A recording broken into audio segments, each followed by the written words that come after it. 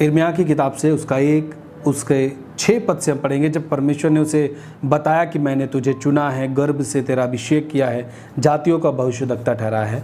फिर उसके बाद यिर्मयाह क्या कहता है, तब मैंने कहा, हाय प्रभु यहोवा, देख मैं तो बोलना भी नहीं जानता क्योंकि मैं लड़का हूं। ये यिर्मयाह प्रभु से कह रहा है, जब प्रभु ने कहा कि मैंने तुझे चुना है।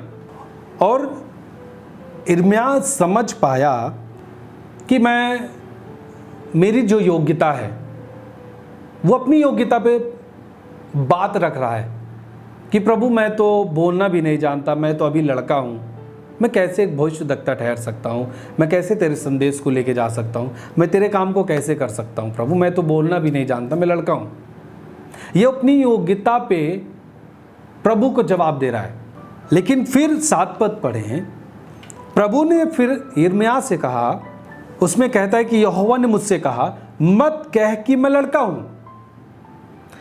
आप देखिए, यिर्मयाह ने बोला 6 पद में कि मैं लड़का ही हूं, मैं बोलना नहीं जानता। प्रभु कहता है, ना, तू मत कह कि मैं लड़का हूं। इसका मतलब जो आप कहते हैं वो आप नहीं हैं। जो प्रभु आपसे कहता है आपके लिए, वो आप हैं, यदि मसीह हैं आप तो। इसका मतलब कि अपने आप को उस तरीके से देखें जिस तरीके से प्रभु आपको देख रहा है, जिस रूप में प्रभु आपको देख रहा है, उस रूप से अपने आप को देखें, ना कि अपनी योग्यता पे, अपने कामों पे जो हम पिछली दशा में थे, उस पे आपको नहीं सोचना है, उस पे ध्यान नहीं देना है, उसको अंगीकार नहीं करना है। अंगीकार वो करना है जो प्रभु आपसे कह रहा है। आप यदि बात को समझ पा रहे हो तो बहुत ही अच्छा होगा। हालेलुया। देखिए, प्रभु से यिर्मयाह कह रहा है कि प्रभु मैं तो बोलना भी नहीं जानता, I don't know how to speak, मैं कैसे बोलूं प्रभु, मैं नहीं जानता, और मैं अभी लड़का हूं, आई एम स्टिल यंग, मैं अभी लड़का हूं। तो प्रभु कहता है, ना, इस बात को नकार दे, मत कह कि मैं लड़का हूं, क्योंकि जिस किसी के पास मैं तुझे भेजूं वहां तू जाएगा, और जो कुछ मैं तुझे आज्ञा दूं वही तू कहेगा। बोलने की बात छोड़ कि बोल नहीं पाता, मैं तुझे जो कहूंगा वो तू करेगा, क्योंकि मैंने तेरा अभिषेक किया, मैंने तुझे जातियों का भविष्यद्वक्ता ठहराया है।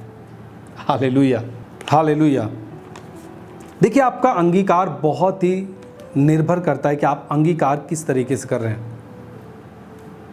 पहली बात तो, जिस रूप में परमेश्वर आपको देखता है ना, उसी रूप में हमें क्या करना चाहिए, अपने आप को देखना चाहिए। परमेश्वर हमें किस तरीके से देखता है, हमें किस रूप में देखता है, अपनी संतान के रूप में।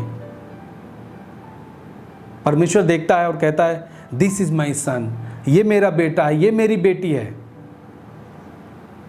और हम प्रभु में आने के बाद भी हम अपने आप को पापी पापी पापी कह के अपने आप को उस अंगीकार से दूर हटा लेते हैं। इसलिए आप काम को नहीं कर पाते, आप उसके काम को समझ नहीं पाते, न तो उसके बल को आप देख पाते हैं। जब मसीह में आप आ जाते हैं ना, जब प्रभु आपके पाप क्षमा कर दे, आप कोई भी पाप प्रभु में न रहते हुए, जब आप जो भी पाप किए हैं, कोई भी पाप किया, आप कोई भी बेविचार किए, कितने भी नशे में थे, कितने भी आप कुछ भी किए हैं, जब आप प्रभु को ग्रहण करते हैं, अपने पापों का अंगीकार करते हैं, और जब प्रभु आपको क्षमा कर दे, तो आपके ऊपर कोई दाग नहीं रहता। प्रभु में ना आने से पहले आप पापी रहते, लेकिन जब प्रभु में आप आ जाते हैं, वो परमेश्वर है जो आपको क्षमा करता है। अब आप उसकी संतान हैं, आप पापी व्यक्ति नहीं हैं, आप उसके राज्य के वारिस हैं। इस बात को आपको समझना पड़ेगा। हालेलुया। आप पिछली आप जो आपके जीवन का जो पहला जो समय गुजरा, उस पे आप रह करके प्रभु को जवाब कभी न दें। जब प्रभु ने आपको चुन लिया है, तो आप उस नज़रिए से अपने आप को देखें जैसे प्रभु आपको देखता है। कुरिन्थियों बताता है कि आप परमेश्वर के हैं। यूहन्ना बताता है कि जब हम प्रभु में विश्वास कर लेते हैं, परमेश्वर हमें क्या करता है कि उसकी संतान, यीशु मसीह हमें परमेश्वर की संतान होने का अधिकार देता है। और हम अधिकार पाने के बाद भी अपने आप को पापी कह के कोसें, तो हम कैसे प्रभु के कामों को देख सकते हैं? हालेलुया। जब आपको प्रभु चुन रहा है, आपको क्षमा कर रहा है, उसके बाद आप परमेश्वर की संतान हैं। आपको अपने कमियों के ऊपर फोकस नहीं करना, आपको जो प्रभु कहता है ना उसके ऊपर फोकस करना है। Hallelujah. Don't focus your weakness, कभी मत फोकस करिए अपनी कमजोरियों पे। जो पिछली आपकी कमजोरी थी, आप हो सकता है आप व्यभिचार में रहे हो, लेकिन जब आप सच्चे मन से प्रभु के सामने हैं और अंगीकार कर लिए हैं तो उन चीज़ों को भूल जाइए। क्योंकि व्यभिचारिणी स्त्री को जब आप पढ़ते हैं यूहन्ना में कि परमेश्वर ने किस तरीके से उसे क्षमा कर दिया, लोग उसे मारने के लिए आए थे, पत्थर लेके आए थे, पथराव करने के लिए आए थे, उसके साथ साथ यीशु को भी मारने के लिए वो चाह रहे थे, लेकिन परमेश्वर ने उसे बचा लिया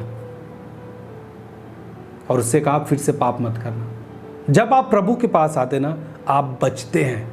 आपने बहुत कुछ पिछले दिनों में किया हो, वो चीज़ आप प्रभु के सामने ना रखें। जब प्रभु आपको कहता है कि तू मेरी संतान है, प्रभु मैं पापी मनुष्य हूँ, मैंने पिछले दिनों में गलत काम किया। अब जब प्रभु ने मेट दिया है तो क्यों आप उसको बार बार लिखते हैं उस चीज़ को?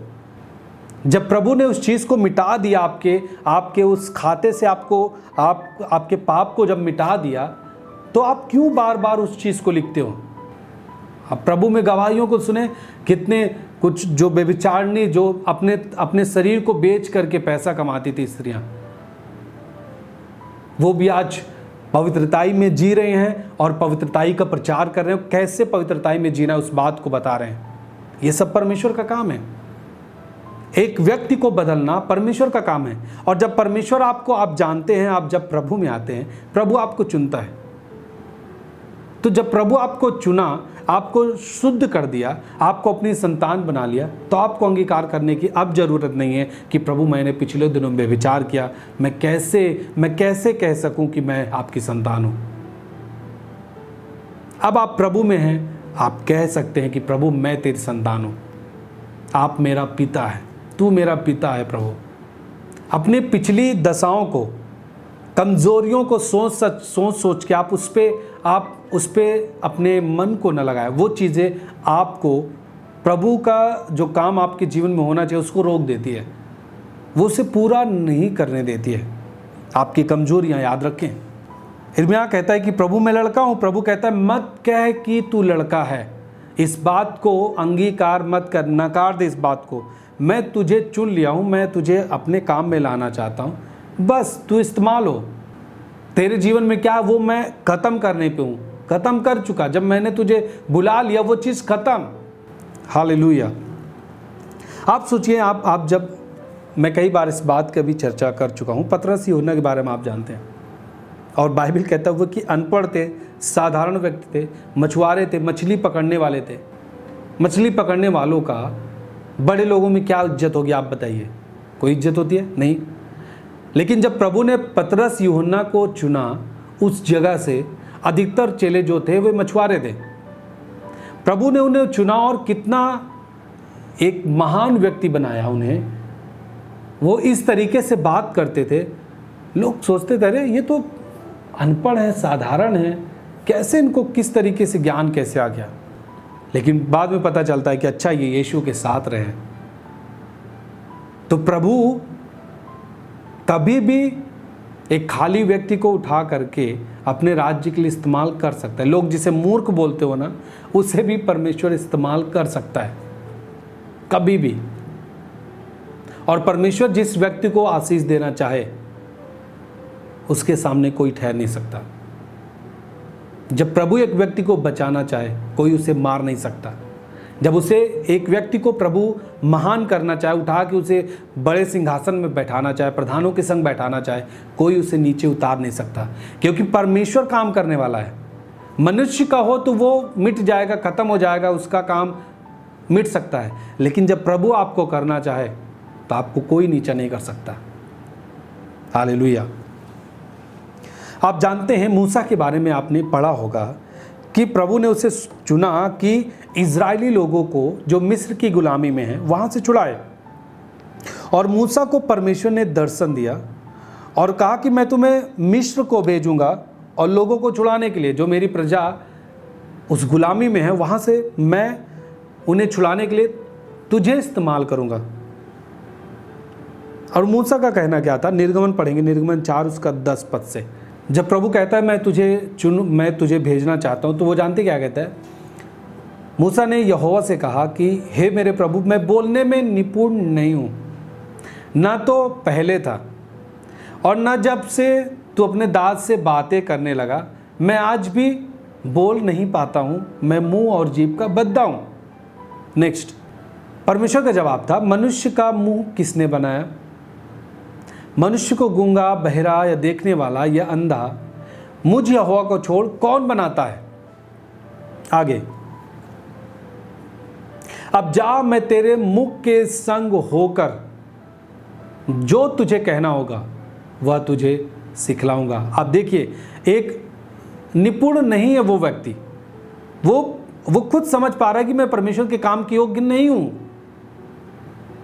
मैं उसके काम को नहीं कर सकता, मैं नहीं जाके फिरौन से बात कर सकता, मैं वहां पे कुछ कर नहीं सकता, मैं किसी से बात नहीं कर सकता, मेरे अंदर योग्यता नहीं है। पहली बात तो मैं बोल ही नहीं पाता, मुंह का बद्दा हूं। लेकिन परमेश्वर कहता है, मैं तेरे मुख के संग होकर जो तुझे कहना होगा वो तुझे सिखलाता जाऊंगा। हालेलुया। इसका मतलब क्या है कि एक अयोग्य व्यक्ति को जब परमेश्वर इस्तेमाल करता है, अपनी योग्यता उसमें डाल के उसे इस्तेमाल करता है। और मैंने आपसे कहा ना कि परमेश्वर का काम मनुष्य की बल और बुद्धि से कभी नहीं हो सकता। परमेश्वर का काम परमेश्वर की बुद्धि और परमेश्वर की सामर्थ्य से ही हो सकता है। हालेलुया। परमेश्वर का काम मनुष्य की बुद्धि और सामर्थ्य से कभी नहीं हो सकता, मनुष्य नहीं कर सकता।